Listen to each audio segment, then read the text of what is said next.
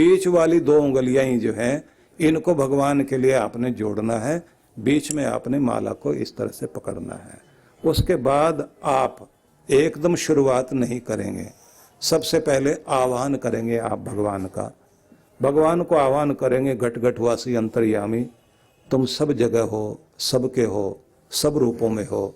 हे ज्योति स्वरूप, ज्ञान स्वरूप, प्रेम स्वरूप, आनंद स्वरूप प्रभु, मैं आपको आमंत्रित करता हूँ, आह्वान करता हूँ, आपका स्वागत करता हूँ, आपका वेलकम करता हूँ। मेरे हृदय मंदिर में प्रकट हो और मेरे इस स्वरूप में, प्रतीक रूप में, जो भी आपका चित्र भगवान का आपने सामने रखा, अपने इष्ट देव का चित्र सामने रखा। हर व्यक्ति का अपना एक इष्ट देव होता ही है और हर आदमी को ध्यान रखना चाहिए, एक मंत्र, एक ग्रंथ, एक पंथ, एक संत, एक कंत।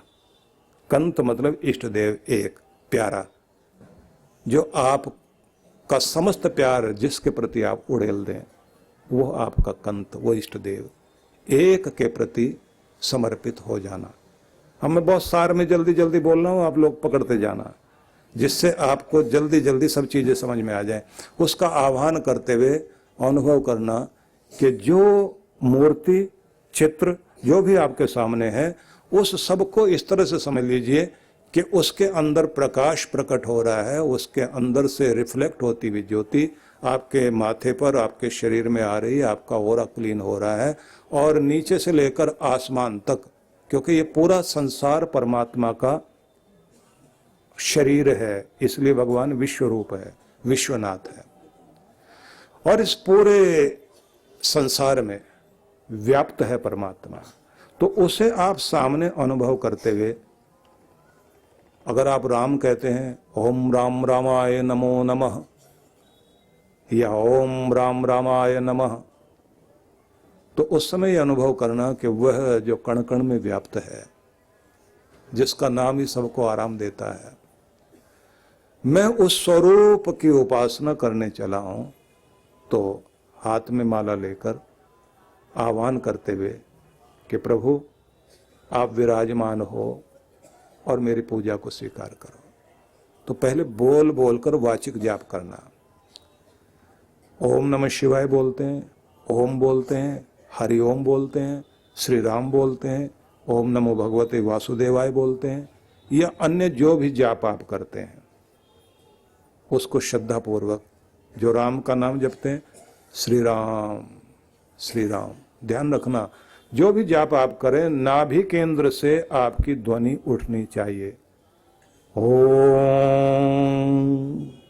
ओम ओम ओम ओम। तो पहले बोलकर जाप करेंगे। फिर पतंजलि ऋषि के इस सूत्र को ध्यान में रखना, तत् जपस तदर्थ भावनम। जैसा जाप चल रहा है वैसी भावना जरूर होनी चाहिए, वो भावना ही परमात्मा तक पहुंचती है। आपकी पूजा पाठ, आपकी क्रियाएं, आपकी प्रतिक्रियाएं, वो सब बाहर रह जाती हैं और आपके अंदर उठती हुई भावना, आपके अंदर जो प्रेम की तरंग है, वही भगवान तक पहुंचती है। ये याद रख लेना। तो आप भाव विभोर होकर श्री राम श्री राम श्री राम श्री राम ये बोलकर कर रहे हैं। उसके बाद आपके होठ हिलें, उसको दूसरा जाप बोलते हैं। वाचिक जप हुआ, तो जब आप सिर्फ होठ हिलाकर बोल रहे हैं श्री राम श्री राम श्री राम, ये उपांशु जप कहलाता है। तो बोलते बोलते उच्च स्वर से, हृदय से, भाव से, तरंगों से बोलते जा रहे हैं, वाचिक जप हुआ। और फिर आप बोलते हुए इस तरह बोल रहे हैं कि आपकी आवाज़ केवल आप सुन रहे हैं, जैसे आप अपने किसी प्रिय को अपनी कोई बात उसके कान में कहते हैं, बस उसी तरह से आप उसके नाम को पुकारिए। ये बिल्कुल उसी तरह से होगा जैसे किसी एक गुरु ने अपने शिष्य से कहा कि तुम बार बार झगड़े वाले लोगों को क्यों देख रहे हो।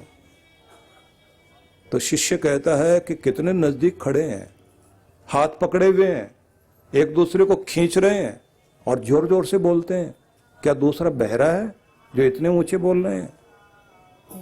गुरु ने कहा जो दूर होता है उसी को इतनी ऊंची आवाज देकर बोला जाता है ना। बोले हाँ, बोले तुम इनको नजदीक क्यों समझ रहे हो? ये जो झगड़ रहे हैं ये दोनों एक दूसरे का हाथ जरूर पकड़े हुए हैं, दिखाई देता बहुत नजदीक है, लेकिन झगड़े वाला अंदर से कभी नजदीक नहीं होता, वो बहुत दूर होता है, इसलिए वहां आवाज जाती नहीं। इसलिए आदमी झगड़े के टाइम में बहुत ऊंचा बोलता है, लेकिन कभी प्यार वाले लोगों को देखना इतना धीमे बोलते हैं, इतना धीमे बोलते हैं। बच्चा छोटा सा अपनी माँ के पास आकर इतने धीमे से बोलता है, सामने खड़े हुए को नहीं सुनाई देता मांग क्या रहा है, और माँ तो बिना बोले भी समझ जाती है, गूंगे की भाषा भी समझ जाती है बोलना क्या चाहता है, क्योंकि माँ से बच्चा दूर भी खड़ा हो, दूरी बाहर से दिखाई दे रही होती है, लेकिन अंदर से दूरी नहीं होती। जब आप अंदर से बहुत करीब होते हैं तो धीरे से बोलना भी समझ में आता है। तो आप पहले बोलकर जोर जोर से जाप कर रहे थे, फिर आप धीरे से बोलते बोलते जाप कर रहे हैं, और फिर कहते हैं मूर्त जगत से अमूर्त जगत की यात्रा शुरू कर दो। बोल रहे थे, होठ हिल रहे थे, अब धीरे धीरे आप इतने शांत हो जाएं कि अंदर अंदर माला चलती रहे और बाहर से आप शांत और स्थिर बैठे रहें। मानसिक जाप करें और मानसिक जप वहां तक पहुंचा दें कि अंदर की माला भी रुक जाए, बाहर का जाप भी रुक जाए, भले ही हाथ से माला छूटकर नीचे गिर जाए, लेकिन आपको अपनी होश न रहे कि आप बैठे कहाँ हैं। तब समझ लेना कि जिस सीढ़ी का प्रयोग आपने किया था माला का, उसने जहां पहुंचाना था वहां आपको पहुंचा दिया, जहां मिलना था वहां मिल गया। तो आप अपनी साधना जप के द्वारा करते जाइए बैठकर, क्योंकि कल्पवासी भी यहाँ आए हुए हैं और वो धन्य हैं वे लोग जो 1 महीने तक बैठकर यहाँ जप तप करते हैं। हालांकि तप के संबंध में मैं आपको सुनाता। तो सार में हम ये समझें कि जब हम अपनी साधना करते हैं तो साधना करते समय ये जो अंदर मंथन चलता है तो सबसे पहले विष निकलता है। आंखें बंद करके शुरू में साधक लोगों को इतनी काम क्रोध लोभ मोह अहंकार मद मत्सर न जाने क्या क्या अंदर से बाहर आ रहा होता है, उस विष के द्वारा व्यक्ति विचलित होने लग जाता है। तब व्यक्ति को भगवान शिव से प्रार्थना करनी चाहिए, भगवान मैं अपनी वृत्तियों को, बिखरी वृत्तियों को नहीं संभाल पा रहा हूँ, इस विष का पान आप ही कर लीजिए। और जैसे भगवान उसको पी लेते हैं तो आदमी का आसन स्थिर हो जाता है, मन स्थिर हो जाता है और ध्यान लगना शुरू हो जाता है। जैसे ध्यान लगना शुरू हो जाता है तो उसके बाद 14 रत्न की प्राप्ति होनी शुरू होती है। इसको बोलते हैं सिद्धियां मिलना। अब उन सिद्धियों में जो है आप लोग देखते हैं कि वो सिद्धियों में कामधेनु भी है, उसमें उच्च श्रवा नाम का घोड़ा भी है, ऐरावत हाथी भी है और लक्ष्मी की प्राप्ति भी होती है। तो सिद्धियों में ये सारी चीजें शुरू हो जाती हैं, लेकिन इन सबको पाकर व्यक्ति अहंकार ग्रस्त न हो जाए, अमृत न छूट जाए। भले ही दुनिया के खिलौने छूट जाएं, लेकिन परमात्मा का अमृत प्राप्त करना है, ये भावना मन में जरूर रखे। जिस तरह से कुएं की खुदाई होती है ना, तो शुरू में कुएं की खुदाई करने से सबसे पहले उसमें मिट्टी निकलेगी, फिर रेत निकलेगा, रेत के बाद में फिर कंकर पत्थर निकलने शुरू होते हैं, बाद में कीचड़ आने लग जाता है। तो ऐसे आपके अंदर साधना करते हुए कभी रुकावट भी आएगी, कभी आपको लगेगा मैं बेकार का काम कर रहा हूँ, मन तो लग ही नहीं रहा, कभी आपको लगेगा कि मेरी तो सारी साधना ही रुक गई है, मैं आगे जाऊंगा कैसे, मुझे तो समय नहीं मिलता। और ये सब करते करते आपको एक समय ऐसा आ जाएगा जब आप लगे ही रहेंगे, फिर कीचड़ निकलना शुरू होता है। न जाने जन्म जन्म की कौन कौन सी वासनाएं आदमी की प्रकट होती हैं, और उस समय डरना नहीं चाहिए, भगवान में स्थिर होकर बैठे रहिए। जब कीचड़ आना बाहर शुरू होता है तो उस समय प्रायश्चित करके अपनी समस्त भूलों के प्रति क्षमा याचना करके भगवान की बंदगी में और तीव्रता से लग जाना चाहिए, क्योंकि कीचड़ निकल रहा है, इसका मतलब पानी नजदीक है, अब पानी निकलेगा और उसी समय फिर वो अमृत प्राप्त होता है। लेकिन फिर बात वही आती है कि विष्णु भगवान मोहिनी का रूप धारण करके और भटकाते हैं। तो जो राक्षस हैं, असुर हैं, असुर कहते हैं, असुर बोलते हैं प्राणों को, और र का मतलब हुआ रमण, जो अपने प्राणों में ही रमण करते हैं, भरण पोषण में और उदर पूर्ति में और अपने वासनाओं की पूर्ति में जो लगे हुए हैं, उनको माया रूपी मोहनी भटका देती है। इसलिए भगवान की सेक्रेटरी है माया, वो पहले परीक्षा लेती है सबकी। अगर कोई आदमी भटक गया तो उनको उतने खिलौने पकड़ा करके कह दिया जाता है बस इतना ही काफी है। लेकिन जो भटकता नहीं है फिर भगवान अपने दर्शन उसको देते जरूर हैं। तो इसलिए मैं सबसे ये कहूँगा, अपनी साधना में लगे रहिए, अमृत की प्राप्ति होगी, निश्चित रूप से होगी। और आप यहाँ आए हैं तो यहाँ से संकल्प लेकर के जाएं। अब तक जैसा जीवन था हमें वो स्वीकार नहीं है। आज से नया जीवन, बेहतर जीवन, महत्वपूर्ण जीवन, उदात्त जीवन, उदात्त भावनाएं, उन सब को लेकर हम यहाँ से भगवान का आशीर्वाद लेकर अपने घर की तरफ जाएंगे। अपने मन मस्तिष्क को का नवीनीकरण करेंगे।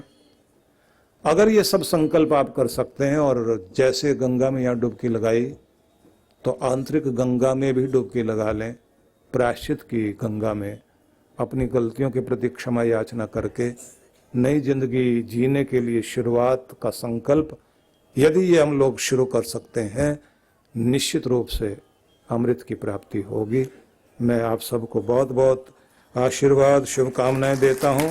जीवन संचेतना लाखों पाठकों की बुद्धि को सच्चेतना से और हृदय को सद्भावना से परिपूर्ण करने वाली मासिक पत्रिका जीवन संचेतना। ये देववाणी है परम पूज्य श्री सुधांशु जी महाराज के उपदेशों को पढ़ने एकमात्र समान उपयोगी मासिक पत्रिका जीवन संचेतना। सदस्यता शुल्क भारत में,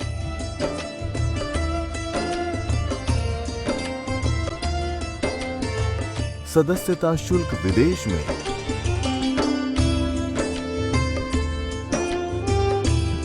यदि आप जीवन संचेतना की सदस्यता प्राप्त करना चाहते हैं तो इस पते पर संपर्क करें। विश्व जागृति मिशन, आनंद धाम आश्रम, नांगलोई नजफगढ़ रोड, बक्करवाला मार्ग, नई दिल्ली 1104041।